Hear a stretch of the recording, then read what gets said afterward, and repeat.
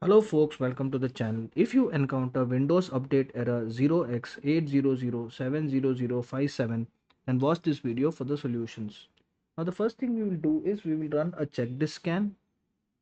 So for that we will go to command prompt, right click, run as administrator, and in the elevated command box we will input the command sfc space slash scan NOW and press enter.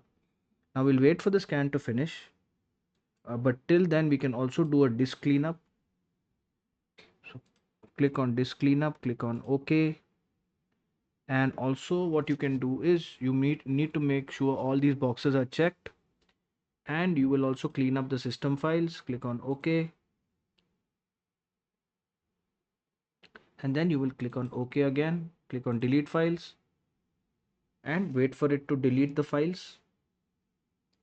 Now while uh, you're waiting for the process to finish, okay, it's done. So you can also sync the date and the time. So right click on the start button, go to settings and click on time and language, date and time, and you can make sure that the time zone is set to automatic and set time automatically, and then click on sync now and wait for the button, the tick mark. If it doesn't sync again, if there's an error, then click on sync now again till it shows the tick button. And after the scan is finished, you can also run the sfc scan. So you need to go to the command prompt window, right click, click on run as administrator, yes, and then input sfc space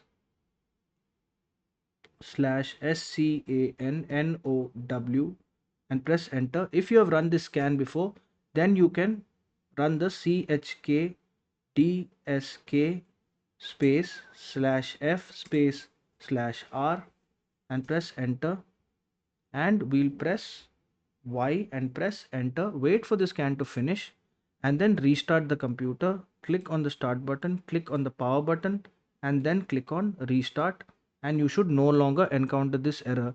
If this video helped you, then kindly subscribe to the channel. Enjoy your day.